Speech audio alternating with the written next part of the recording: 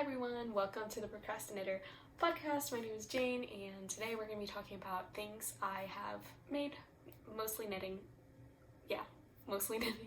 and what I've been loving and projects I've been working on, things I've finished, stuff I've gotten as gifts or otherwise, and just yarn fun related stuff. So yeah, I'm a pretty new knitter, so every podcast I feel like I'm learning something new in terms of, or I'm updating you on something new I've learned in terms of knitting. So yeah, be sure to subscribe if you would like to keep going on the journey with me. And yeah, let's just get into it. Okay, so today I am in Swarthmore, Pennsylvania, which is where I go to school, and I'm a senior. This is my senior year, senior spring, so that is exciting and bittersweet at the same time.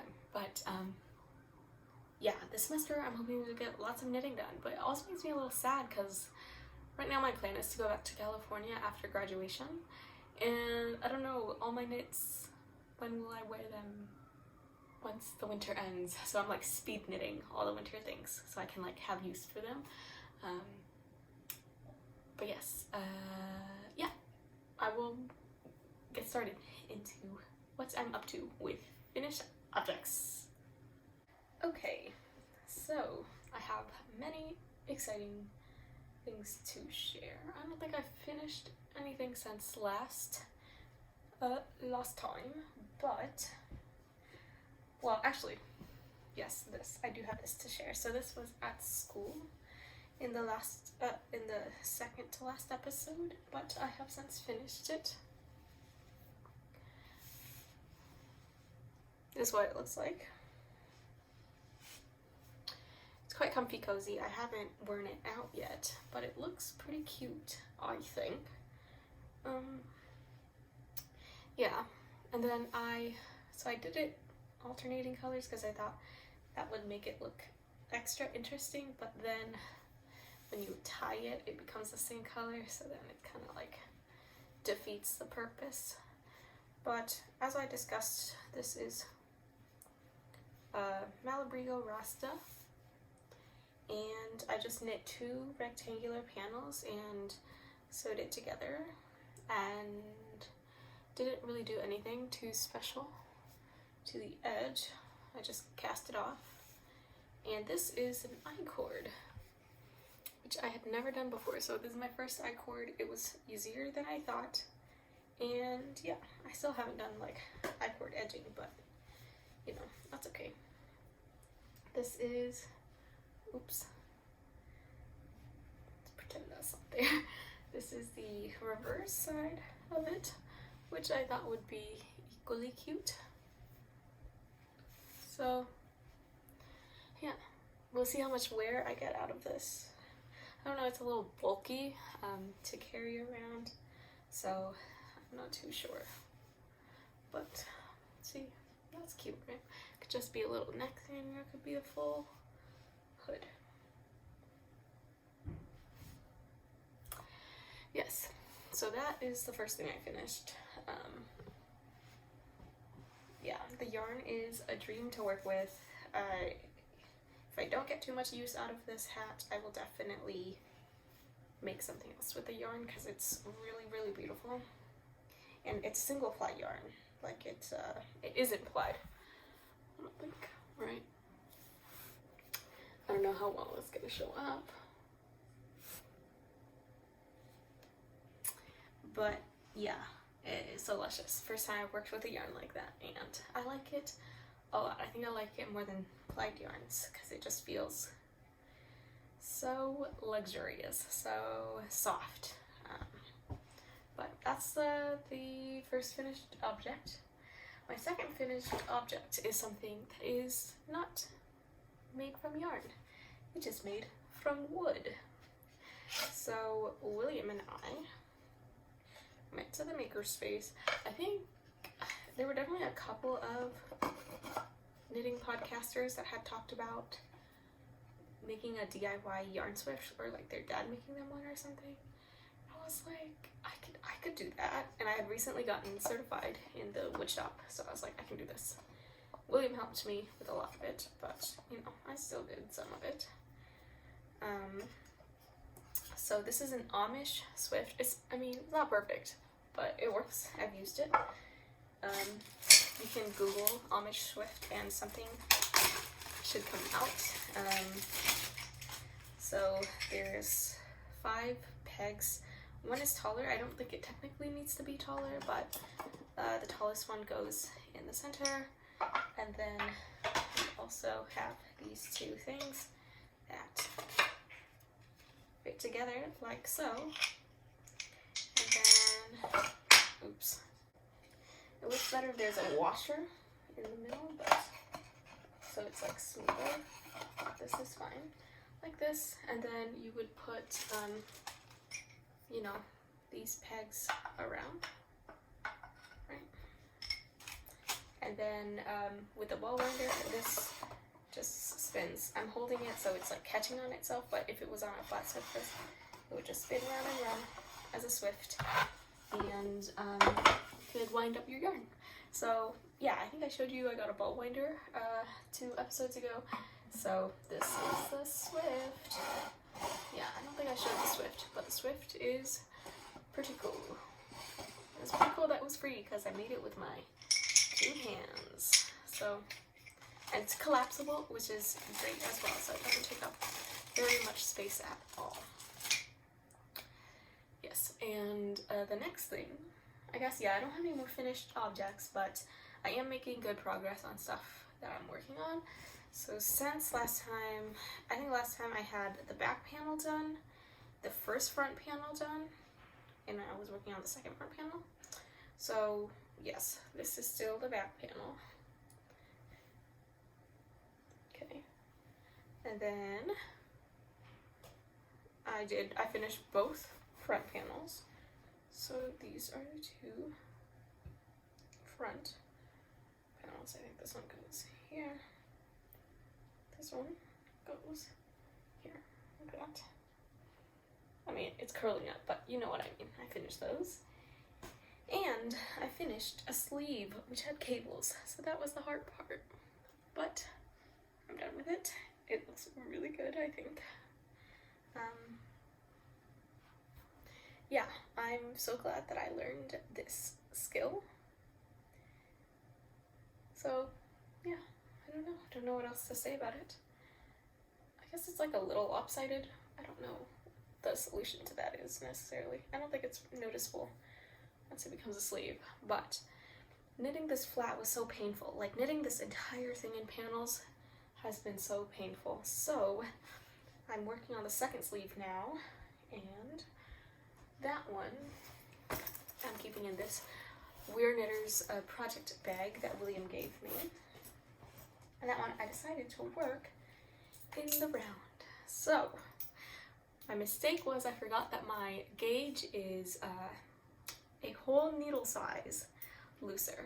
So this I think is going to be a tad bit looser than the other sleeve, but hopefully it won't be that annoying. I'm not sure how I could fix this. Because it was knit from the sleeve up versus down. Because it was down, I could just unpick this, right, and knit it a little bit tighter.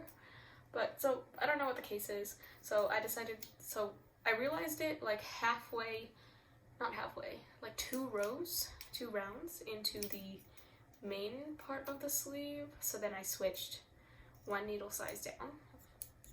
And I think it's gonna end up pretty similar, but yeah, you can tell that just by ever so slightly, the one that was knit in the round is, I would say, maybe like an inch, half an inch to an inch larger than the other one, and you can kind of see, right? So that is a little bit unfortunate, but I think the body is working out to be pretty similar, so that's good at least.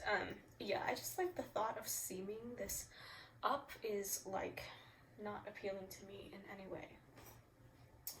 with that said, it took so much more yarn to do this than I thought. It took me probably almost 2 balls of yarn, probably 1.5 balls of yarn to do one sleeve, which is crazy. The sleeve is rather large. Yeah, we'll see what the fit for this will be like, but so far it's like a lot of yarn. It's a lot of yarn. But I will definitely have enough yarn and leftover yarn, so I am excited to work, to do some fun stuff with the leftovers as well. But I was working on this sleeve. This is my first time converting a pattern that is meant to be knit flat into knitting in the round. So yeah, I got a little intimidated because it's a little difficult for me to count the rows because I don't know, like in the pattern when you knit it flat it'll be like knit 1 row, purl 1 row essentially, right? And it would be easy for me to keep track of it because it'd be like repeat that 3 times. So I don't know, 3 is easier to keep track of than 6, you know? So I decided to take a mini break from this to cast on a new garment. And the new garment is the rice jumper that William got to me. So this is from We Are Knitters, is a kit from We Are Knitters, and it is also meant to be knit flat and then paneled together. And I know there are benefits to knitting things flat because it gives things, and then seaming up because it gives things more structure. So I guess if you were to knit something with cotton or yarn that would kind of stretch over time and not be able to bounce back, you would want to kind of knit flat and seam up. But since this is wool, I figured it'd be okay if I made things in the round. So the sleeve is meant to be knit flat, and I just knit it in the round because even though it's magic loop I think for something like this is less painful than a sock, which is a really small. Yeah, so this is not bad, and it's seed stitch, which is essentially like 1 by 1 rib, because you knit 1, purl 1 until eternity. So it's like, you know, I could have knit it. It would have been the same. There's no like benefit. Usually there's a greater benefit to knitting in the round, especially if it's stuck in it, you know what I mean? But this one there wasn't that much benefit, but just like the thought of seaming this up.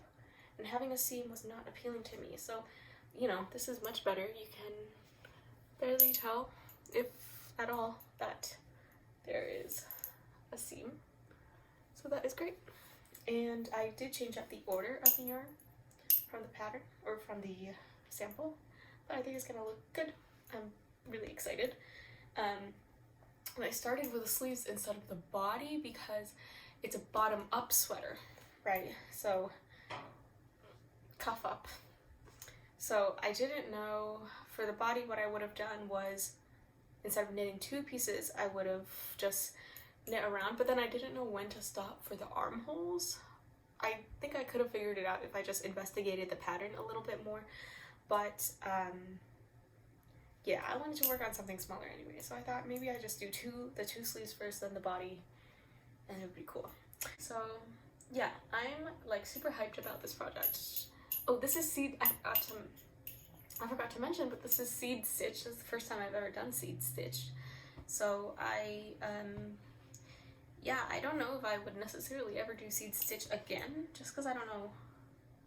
I feel like you can have one garment in seed stitch and it feels like a novelty sort of stitch to me, you know? I think, like, yeah, I don't know. I do think it's quite cool, and I'm glad I understand how it works as a stitch, but yeah, it's very interesting. Very interesting.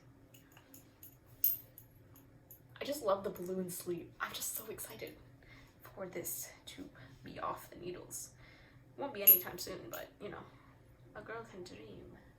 But yes, oh yeah, so after the sleeve for this cardigan, the next step would be to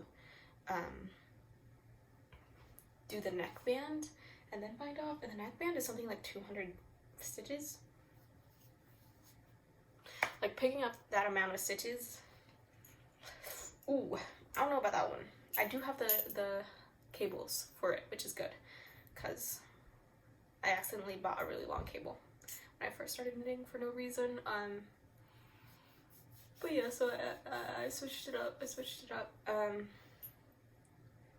Yeah, so I will have that, but like that's gonna be so terrible. Like just the thought of seaming up the cardigan is like, so I'm so glad I'm doing that other sleeve in the round. But yeah, this is my progress so far.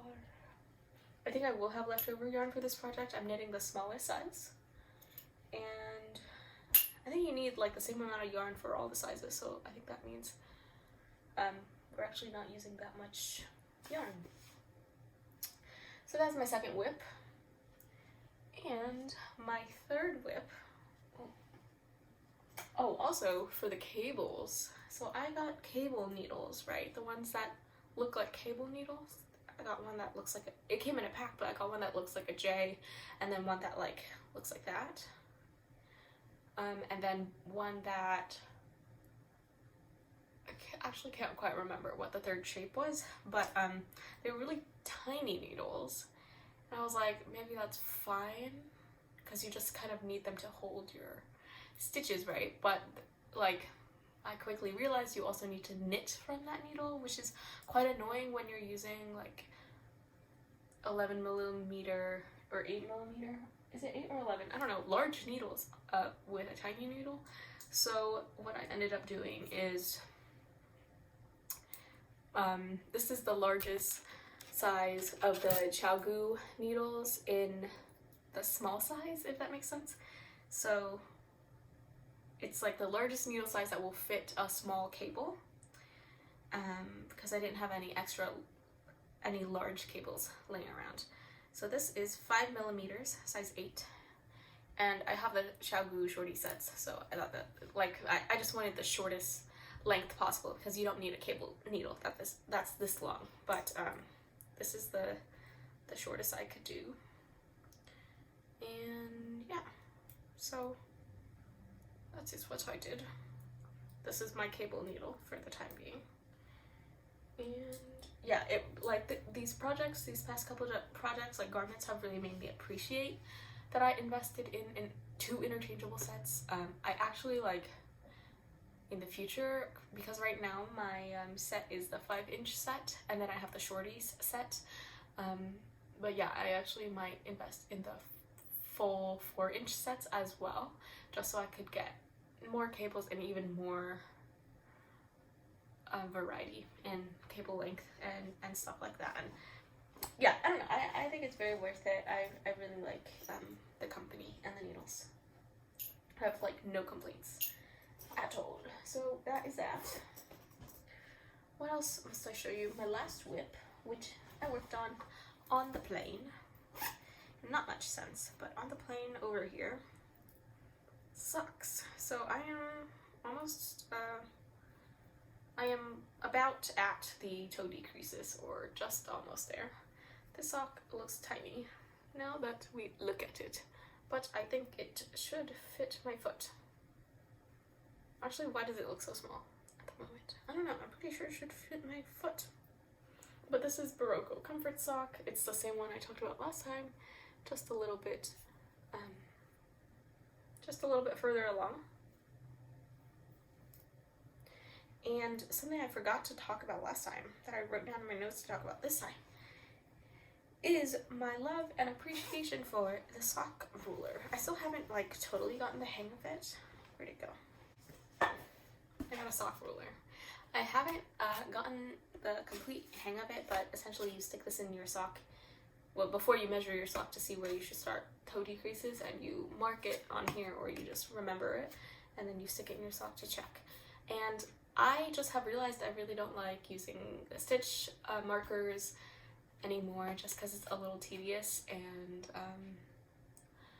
my gauge is off sometimes, so I just feel like this is just like a more accurate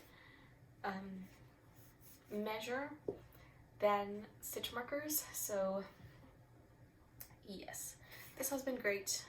I'm sure you could recreate this on your own somehow with like cardboard or something. I think it's definitely overpriced for what it is, but it was useful, so I don't regret buying it.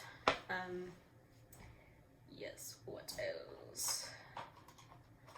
Yeah, I think that's it for my whips so far. And other things I have to share with you would just be acquisitions, I suppose. So in terms of acquisitions, William's mum, Storm Knitter on Instagram. This color is not what it looks like. I don't know how to show you what. It's closer to that kind of blue. But it's like a deep blue, kind of tints of green in there as well. It's called Curacao Blue. It is 70% alpaca, 7% merino, and 23% nylon from Wool and the Gang. And it's very soft, very soft. William's mom ordered extra of these for a project or something, so she gave me 3 balls. So I'm very excited. I don't know what I'm going to make quite yet. She suggested a hat, but I don't know if I want this color for a hat. Maybe a cowl, maybe wristlets. I'm not sure. Maybe like a vest. Would I wear a vest in this color? I don't know, but I could also like combine this in a project with some other yarn, do a stripy project.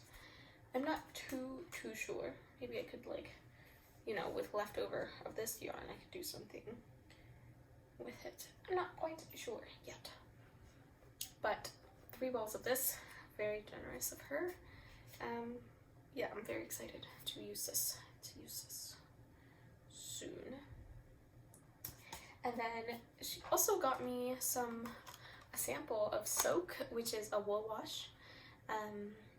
Yeah, she just got me like a sample pack of a few of their scents. So I will show you what I have. So it came with 2 Pineapple Grove, which is a pineapple, 2 Yuzu, which I think is like a citrusy type of orange mandarin type fruit, and then 2 Fig. I'm excited to try the Fig scent. And then 1 Lacy, which I'm not sure what Lacy is supposed to smell like, but it says Material Girl. And then 1 Celebration, which is Good Clean Fun. But I don't know what it's supposed to smell like either. So yeah, I think this is a more all-purpose delicate wash rather than like specifically wool wash, which I have. Yeah, I think this is like meant for wool, maybe not, I don't know. But both of these are no rinse, which means you just wash them and then you towel dry them and air dry them, and you don't need to wash off the soap. But yes, I'm excited to try these out. Thank you again to William's mum. And then she also got me some walking supplies. So first is a collapsible bucket, which is great because I was just gonna steal a pot from our like shared kitchen because I don't want to wash it in the sink. I was just gonna steal a pot, but this one pops out like that.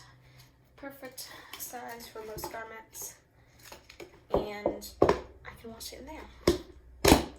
And then this, which I thought was genius, is instant pop-up dryer. So it's like that. So it just pops up like that, and then you put your thing you want, the sweater you want to dry on top. And this is great because before I left to go to school, I tried to block one of my sweaters, and it just took so long to dry, which I wasn't expecting. I didn't think it would take more than a day or two to dry, but it took a little bit longer, and I wasn't able to pack it up and bring it to school, so that is very sad. But so I think the part of the problem though is like one side would always be touching the damp towel, so I think it like slowed down the progress. So this is just genius because this allows airflow underneath and on top. So hopefully, yeah, hopefully it will be very useful. Yeah, I don't know if I should block my cardigan or not. I think yes, but I'm a little afraid because of low hair.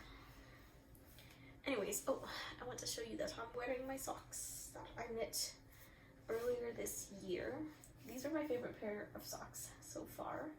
This is Malbrigo yarn, sock yarn.